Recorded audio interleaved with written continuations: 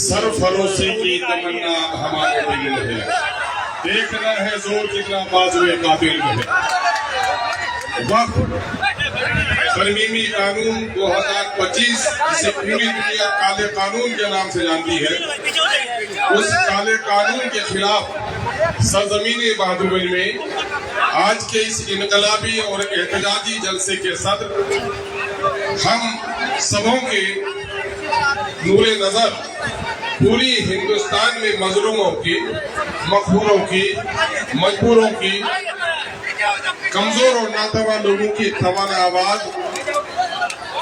Party मजलिस इत्तेहादुल मुस्लिमीन के कुल हिंद सदर जनाब बैरिस्टर सऊदी अवैसी साहब, बिहार के जिम्मेदार जनाब भाई माजिद हुसैन साहब, रुकन असेंबली, आज की इस महफिल को मुनक्किद करने में अपनी पूरी मेहनत लगाने वाले नए इरादों के साथ शामिल होने वाले जनाब भाई तौसीफ आलम साहब, भाई जनाब फैयाज आलम साहब चेयरमैन, जनाब भाई तस्वीरुद्दीन साहब, जनाब भाई गुलाम सरवर साहब जो पूर्णिया जिला परिषद के चेयरमैन के नुमाइंदा हैं, जनाब भाई हाजी नाहिद गनी साहब, भाई जनाब इसहाक आलम साहब ट्रेजरर एमआईएम बिहार, जनाब भाई इश्तियाक आलम साहब ज्वाइंट सेक्रेटरी एमआईएम बिहार, जनाब मौलाना अब्दुल्ला सालिम कमर साहब पार्टी के जिम्मेदार साथी, जनाब भाई मुर्शिद आलम साहब जो इस वक्त चौकी में बड़ी जमामर्दी के साथ पार्टी का परचम लहरा रहे हैं, जनाब भाई राशिद साहब, जनाब एक बड़े आलिम दीन और सियासी मुदब्बिर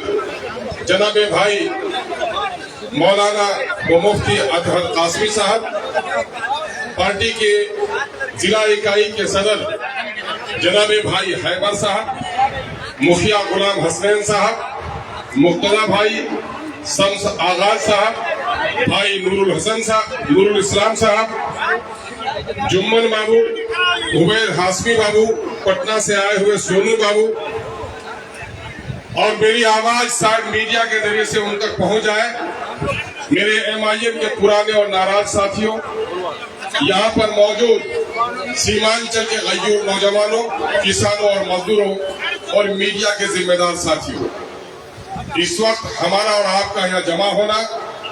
धूप की शिद्दत में और बगैर किसी मौसम के इस वक्त इस इनकलाबी अंदाज में यहाँ जमा होना इस बात की दलील है कि हम जिस मुल्क में रहते हैं ये मुल्क हिंदू, मुस्लिम, सिख, ईसाई सबका मुल्क है, किसी एक के बाप की जागीर नहीं। इस वजह से कोई अगर हम पर दस्तूर हिंद के खिलाफ कानून नाफिज करने की नापाक कोशिश करेगा तो हम इस मुल्क में लड़कर ही जमहूरी अंदाज में,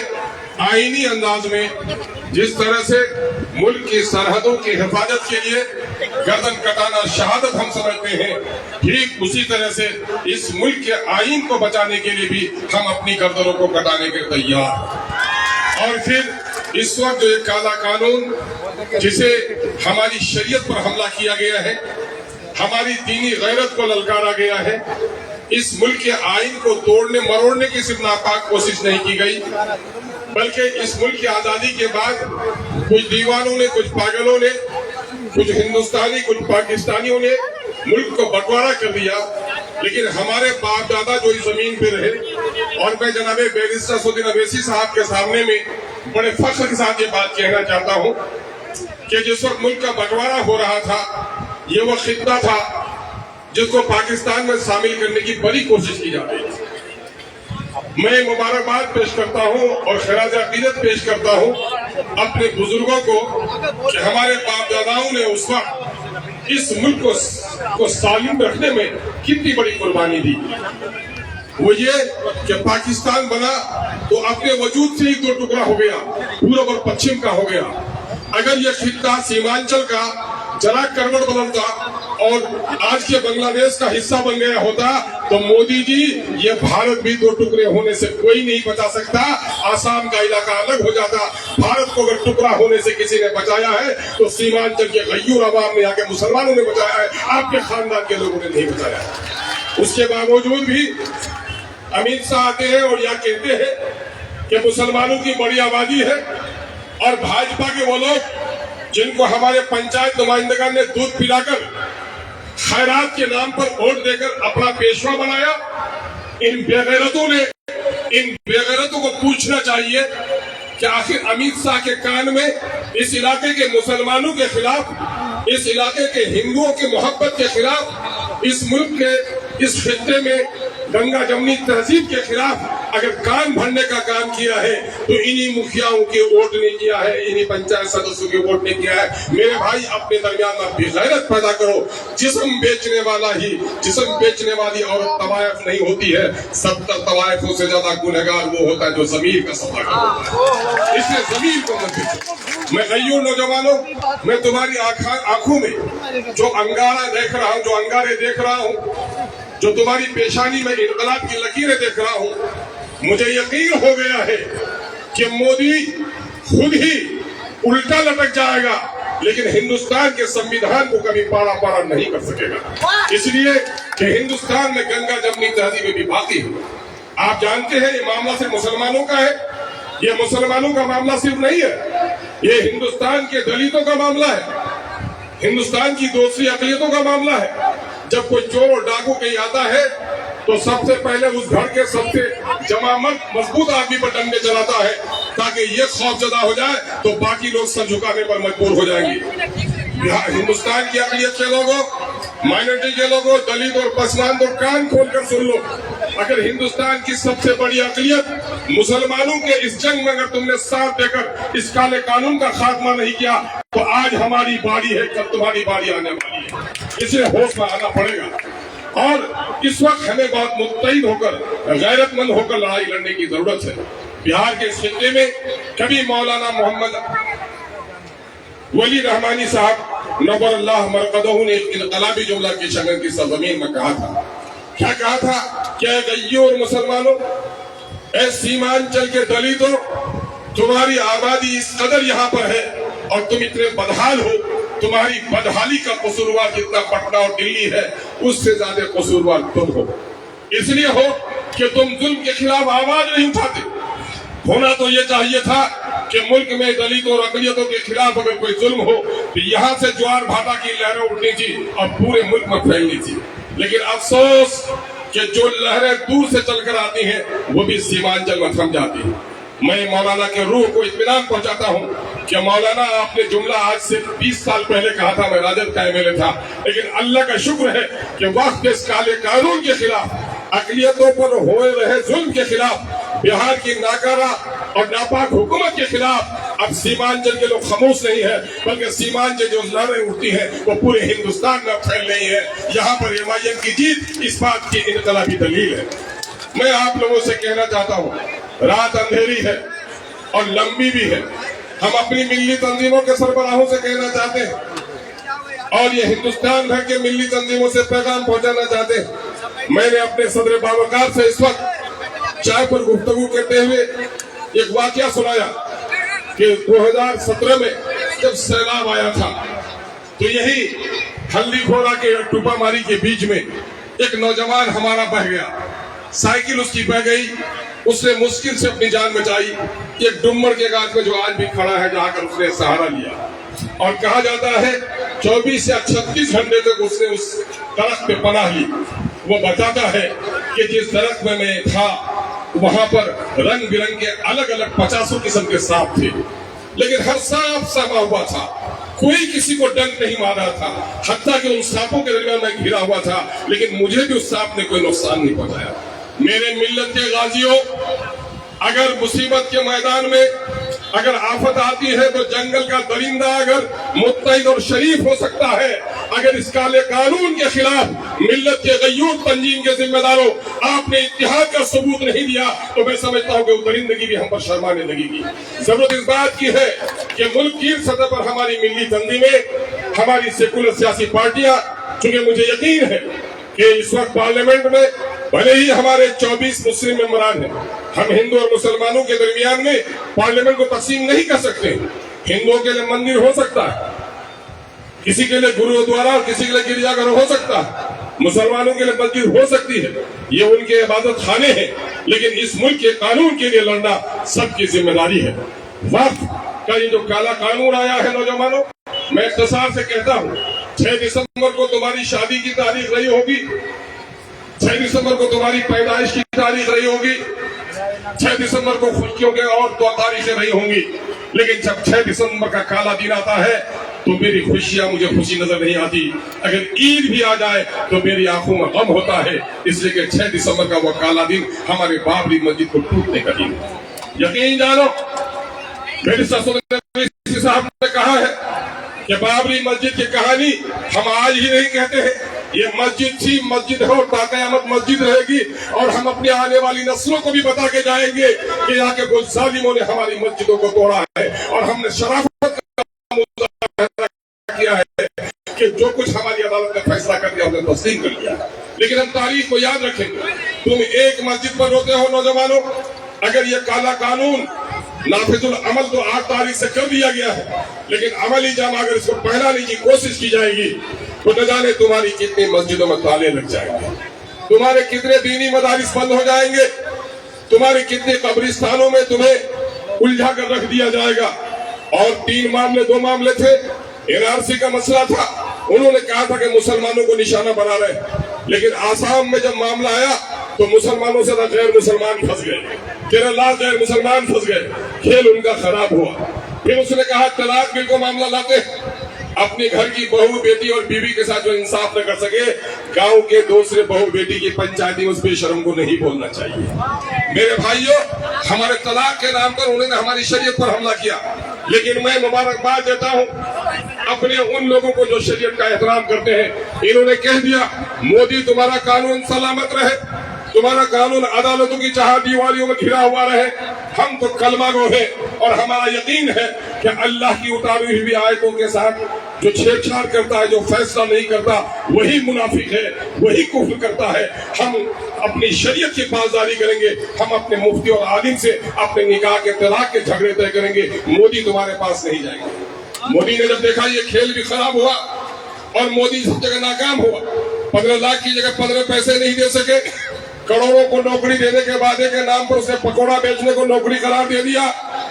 اور انہوں نے مہنگائی کے نام پر، پہلے یہی شخص کہتا تھا کہ روپے کی قیمت گھٹتی ہے تو دیش کی آبرو گروی رکھ جاتی ہے، اور آج دیش کی آبرو کو اس نے وہاں گروی دیا کہ تاریخ میں ڈالر کے مقابلے میں پیسے کی قیمت، روپے کی قیمت اتنی نہیں گری تھی، بال نہیں رہا تھا، کہا کھلونے دو، کھلونے اٹھا کے بچہ پھینک رہا تھا۔ اس نوکر نے دیکھا کہ دبلی پتلی بلی تالاب کے نزدیک کھڑی ہے، اس نے اسے گلے میں رسی لگایا، اور بچے اکثر شرارت کرتے ہیں، جب بلی کو ڈبانے اور اٹھانے لگا تو بچہ کھل کھلا کر ہنسنے لگا۔ اب اس بہو کی عادت ہو گئی کہ جب بھی ان کا بچہ شرارت کرتا، اب بچوں کو کھلونا دینے کی بات نہیں کہتا، بلکہ اپنے نوکر سے کہتا جا بلی کو ذرا ڈبا، بچہ بہل جائے گا۔ ٹھیک اسی طرح سے مودی اپنی تمام تر ناکامیوں کو چھپانے کے لیے کچھ بھی نہیں کر پاتا ہے تو اپنے مصیروں سے کہتا ہے کہ مسلمانوں کو پریشان کرنے والی کوئی سازش کرو، چنانچہ مسلمانوں کو پریشان کرنے کے لیے اس نے ایک کالا قانون لایا۔ اب جانتے ہو کیا ہوگا؟ یہی NRC کے زمانے، CA کے زمانے میں تحریک چل رہی تھی، اور اس بل کو بھی اگر چاک کسی نے کیا تھا دوسرا کسی نے نہیں کیا تھا، بلکہ اس بل کو بھی، کالے بل کو بھی چاک کرنے کا کام کیا تھا تو صلاح الدین اویسی کا بیٹا بیرسٹر صدر اویسی نے کیا، اور اس کالے قانون کو بھی چاک کر کے وہ صرف کاغذ کو چاک نہیں کرنا تھا بلکہ پورے ہندوستان کے غیرت مندوں کو ہمت دلانا تھا کہ نہ کربل میں، نہ مقتل میں، نہ شاہ کے آگے مودی سن لے کے مسلمان جھکتا ہے، فقط اللہ کے آگے تمہارے کالے قانون کے سامنے بندے جھک سکتے۔ اس کالے قانون کی خرابی کیا ہوگی؟ CA کے زمانے میں ارڑیا سے پچھم راشد بھائی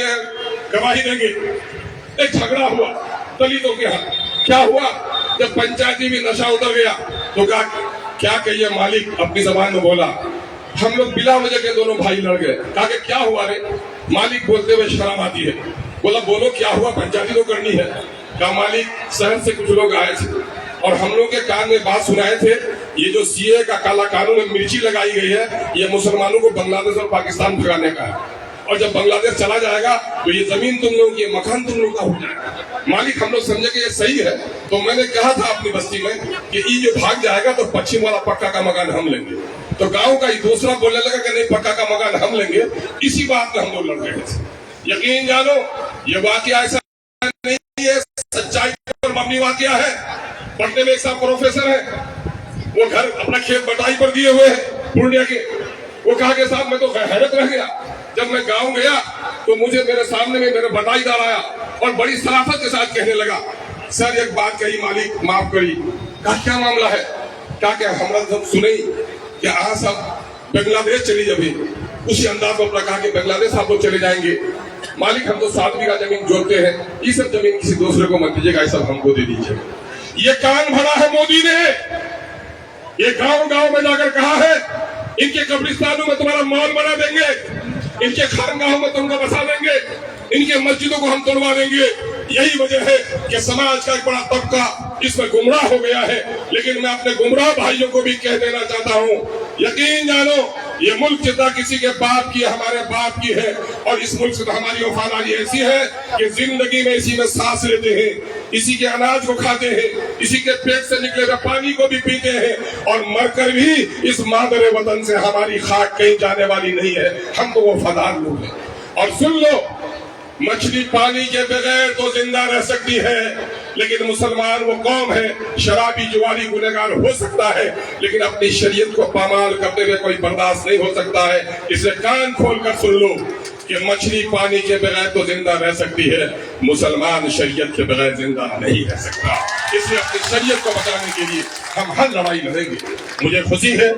کہ اس وقت توصیف عالم صاحب نے پارٹی میں شمولیت اختیار کی ہے۔ پچھلے دنوں کس سے کیا دغا دیا ہے یہ آپ کے سامنے میں، میری یہ طاقت نہیں کہ میں کسی سے بدلہ لوں، لیکن آپ کے اگر اعتماد کے ساتھ کسی نے دھوکہ کیا ہے تو بدلہ لینے والے مالک آپ ہیں۔ آج کون ہے لیڈر؟ کون لیڈر؟ ماں کے پیٹ سے کوئی جنم نہیں لیتا۔ عوام جسے عزت دے دیتی ہے وہ لیڈر بن جاتا ہے، عوام جسے عزت چھین لیتی ہے وہ خاک پر آ جاتا ہے۔ آپ نے اگر انصاف اور امید کی بنیاد پر کسی کو عزت دی ہے اور آپ کے ساتھ دغا کیا ہے، انصاف کرنے والے بھی آپ۔ ہم اپنے ان بھائیوں سے جو پارٹی کے فیصلے سے ناراض ہیں، میں ان سے بھی پیغام دینا چاہوں گا کہ ہم ایک بڑے مقصد کی لڑائی لڑ رہے ہیں۔ اس بڑے مقصد کی لڑائی میں ہمارے بڑوں نے جو فیصلہ کیا ہے اس فیصلے کو ہمیں تسلیم کرنا چاہیے اگر پارٹی سے آپ کا رشتہ ہے۔ اور ہم کہیں گے توصیف صاحب سے کہ توصیف صاحب آپ کو چاہیے کہ جن لوگوں نے گزشتہ 10 برسوں سے 12 برسوں سے بستی بستی میں بہادر گنج میں MIM کو پہنچایا ہے، بہادر کے نوجوانوں تم گھر جانا تو اپنی امی کو ضرور سلام کہنا، اپنے بوڑھے ابا کو ضرور سلام کہنا۔ میں پارلیمنٹ کا الیکشن ہار گیا، مجھے غم نہیں ہے، لیکن بہادر گنج میں ہمیشہ ہم کو جتانے کا کام کیا ہے۔ آج یہی وجہ ہے کہ MIM کو مقبولیت اس سرزمین پر ملی ہے۔ ہم آپ کی مہربانوں کے لیے شکر گزار ہیں۔ ہم جناب بیرسٹر اسدالدین اویسی صاحب کو بھی یقین دلانا چاہتے ہیں کہ یہاں کی لوگوں نے بڑی امید بھری نظروں سے آپ کو دیکھا ہے۔ آپ نے اس وقت جو کام کیا ہے پورے ہندوستان میں، اس کی کوئی دوسری نظیر ہمارے درمیان نہیں ہے۔ اللہ آپ کی تمام تر آفت سے اللہ آپ کی حفاظت فرمائے۔ اور میں جناب بھائی توصیف صاحب کو کہنا چاہوں گا کہ آج جو یہ رمق دیکھ رہے ہیں، یہ جو پیشانی پہ چمک دیکھ رہے ہیں، یقیناً MIM کے دیوانوں اور متوالوں کی اس میں بڑا خون لگا ہے، اور آپ سے ہم سمجھتے ہیں ایک نئے انداز کی سیاست کا آغاز کریں گے تاکہ سیمانچل کی تاریخ بدلے اور ہماری نسلوں کو فائدہ ملے۔ ہم اس قانون کی مخالفت کرتے ہیں جو کچھ ابھی کشمیر کی وادیوں میں ظلم اور زیادتی ہوئی ہے، جس کے خلاف جناب بیرسٹر اسدالدین اویسی صاحب نے تمام تر فرقہ پرستوں کے منہ کو بند کر دیا ہے۔